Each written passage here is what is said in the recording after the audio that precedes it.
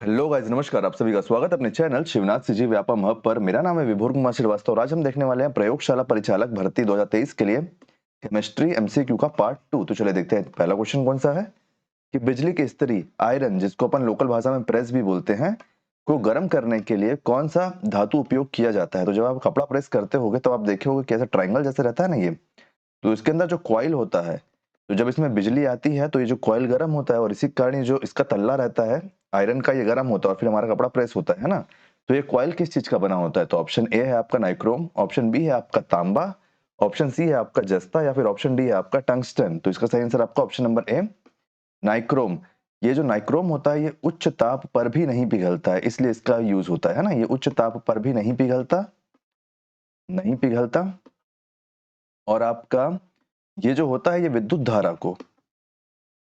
धारा जो इसके अंदर जाती है इसी को गर्मी में कन्वर्ट कर देता है, जिससे आपका जो नीचे का मेटल होता है वो गर्म हो जाता है और फिर हमारा कपड़ा प्रेस होता है।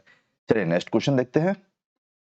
नेक्स्ट है कि कौन सा धातु हथेली में रखने से पिघल जाता है? कि ऐसा वह कौन सा धातु जिसको हम हथेली में रखेंगे अपने तो वो पिघल जाएगा, निम्न में से, है ना। तो ऑप्शन ए क्या है? गैलियम, ऑप्शन बी है आपका पोटेशियम, ऑप्शन सी है आपका सोडियम या फिर ऑप्शन डी है आपका मैग्नीशियम। तो बताइए इसका सही आंसर क्या है? तो इसका सही आंसर है gallium, option number A gallium.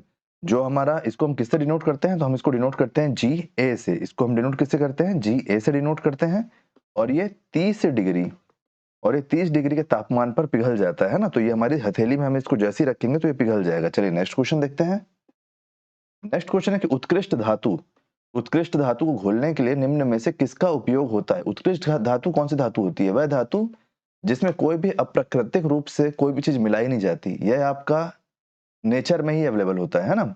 ये आपका प्रकृति में ही अवेलेबल होता है, प्रकृति से हमको डायरेक्ट मिलता है। जैसे इसका एक बहुत बड़ा एग्जांपल है हमारा, कौन सा मेटल बताइए इसका एग्जांपल एक तो? प्रकृति में पाया जाने वाला कौन सा मेटल? सोना। सोना आपका एक, सोना आपका उत्कृष्ट धातु है ना। उत्कृष्ट धातु वो धातु होती है जो आपको प्रकृति में फ्री रूप से मिलती है। और आपका दूसरा, ये ना पानी में रिएक्ट करती है, ये पानी और ऑक्सीजन में रिएक्ट नहीं करती है, ये पानी और ऑक्सीजन में रिएक्ट नहीं करती है ना। ये पानी और ऑक्सीजन में रिएक्ट नहीं करती है। तो उत्कृष्ट धातु को घोलने के लिए निम्न में से किसका उपयोग किया जाता है? आपका ऑप्शन ए है एक्वारेजिया, आपका ऑप्शन बी है नाइट्रिक एसिड, ऑप्शन सी है आपका हाइड्रोक्लोरिक एसिड या फिर ऑप्शन डी है आपका सल्फ्यूरिक एसिड। तो इसका सही आंसर आपका ऑप्शन ए एक्वारेजिया। कि एक्वारेजिया जो लिक्विड होता है उसमें आपका उत्कृष्ट धातु भी पिघल जाती है, जैसे सोना वगैरह। तो आपका एक्वारेजिया बनाया कैसे जाता है? आपका एक्वारेजिया बनाने के लिए आप आपका एक्वारेजिया बनाने के लिए ना नाइट्रिक एसिड का एक पार्ट, नाइट्रिक एसिड के एक पार्ट को आप किससे मिलाओगे? आप मिलाओगे हाइड्रो,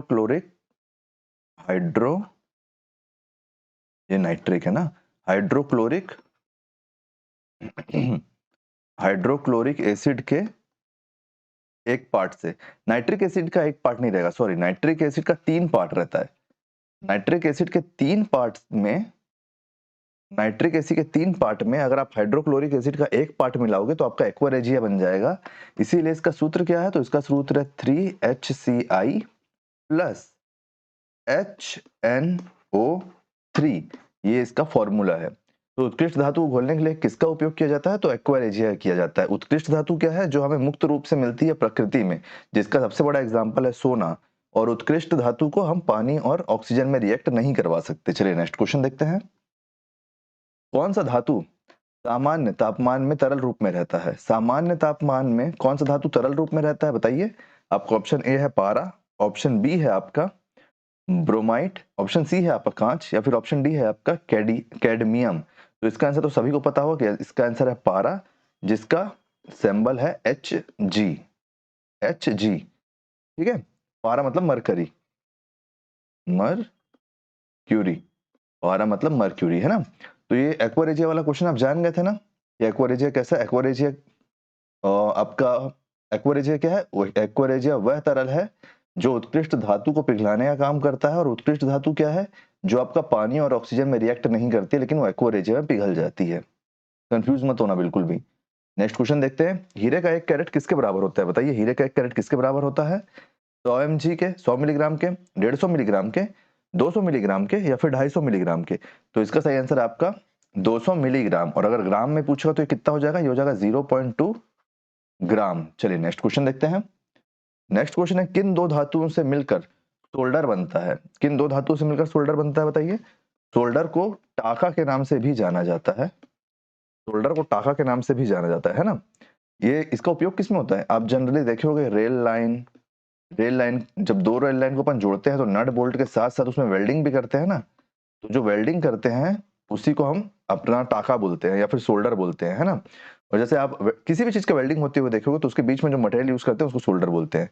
तो इसकी ये किससे बनता है? आपका ऑप्शन ए है टिन और सीसा, ऑप्शन बी है आपका जिंक और सीसा, ऑप्शन सी है आपका जस्ता और तांबा, या फिर ऑप्शन डी है आपका टिन और तांबा। बताइए इसका सही आंसर क्या है? तो इसका सही आंसर है टिन और सीसा। और सोल्डर बनाने के लिए टिन की टिन कितना होता है? टिन होता है 33% और सीसा आपका होता है 67%। इसका भी स्क्रीनशॉट आप ले लेना। तो सोल्डर बनाने में टिन और शीशे का उपयोग होता है। टिन होता है 33% और सीसा होता है 67%। चलिए नेक्स्ट क्वेश्चन देखते हैं कि लोहे में सबसे जल्दी जंग कहाँ लगता है? तो बताइए कहाँ लगता है? आपका ऑप्शन ए है समुद्र के जल में, ऑप्शन बी है वर्षा के जल में, ऑप्शन सी है आपका नदी के जल में, या फिर ऑप्शन डी है खुले आसमान के नीचे। बताइए इसका सही आंसर क्या होगा? इसका सही आंसर है ऑप्शन नंबर ए समुद्र के जल में। और किस कारण? तो नमक के कारण, कि नमकीन पानी में जंग ज्यादा जल्दी लगता है। चलिए नेक्स्ट क्वेश्चन देखते हैं कि निम्नलिखित में से क्या पेंसिलों में प्रयोग किया जाता है? निम्नलिखित में से पेंसिलों में क्या प्रयोग किया जाता है? Option A graphite, option B charcoal, option C phosphorus, या फिर ऑप्शन डी सल्फर। तो ग्रेफाइट और चारकोल में हमको कंफ्यूज नहीं होना है। इसका सही आंसर है ऑप्शन ए ग्रेफाइट। ग्रेफाइट हमारा सही आंसर होगा। ग्रेफाइट किसका रूप है? तो ग्रेफाइट कार्बन का रूप है। एक और चीज कार्बन का रूप है, क्या? आपका हीरा। हीरा भी कार्बन का रूप है ना। चलिए नेक्स्ट क्वेश्चन देखते हैं कि लोहे की टूटी हुई रेल पटरियों के टुकड़े या मशीनों के भागों को वेल्डिंग करने के समय निम्न में से किसका उपयोग किया जाता है? तो पिछले क्वेश्चन में हमने इसका आंसर देखा था, मैंने आपको जो बताया था एग्जांपल के रूप में। आपका ऑप्शन ए है टिन, ऑप्शन बी है आपका एल्यूमिनियम पाउडर, ऑप्शन सी है आपका सोल्डर, या फिर ऑप्शन डी है आपका उपरोक्त में से कोई भी नहीं। बताइए। तो वहां पे सोल्डर हुआ था। हमने जो पिछले क्वेश्चन में बात की थी वहां पे हमने सोल्डर की बात की थी, और सोल्डर हमारा किससे बना था? किससे बना था सोल्डर हमारा? बताइए। देखिए इस क्वेश्चन में हमने पढ़ा था ना इसके बारे में, टिन और सीसा से। टिन और सीसा से, है ना। टिन और सीसा से मिलके बना था ये। तो जो सोल्डर होता है, सोल्डर से हम सब चीजों को वेल्ड करते हैं, लेकिन सोल्डर की हर कंपोनेंट हर जगह काम आएंगे जरूरी नहीं है। तो हमारे यहाँ ऑप्शन में क्या है? हमारे यहाँ ऑप्शन में एल्यूमिनियम पाउडर भी है और सोल्डर भी है। तो इन्हीं दोनों में इंसान कंफ्यूज होगा, क्योंकि रेल पटरियों के साथ साथ मशीनों के भाग भी बोला है। तो जो आपका रेल पटरी होता है वो होता है आयरन का होता है, तो उसमें आप सोल्डर यूज कर लिए।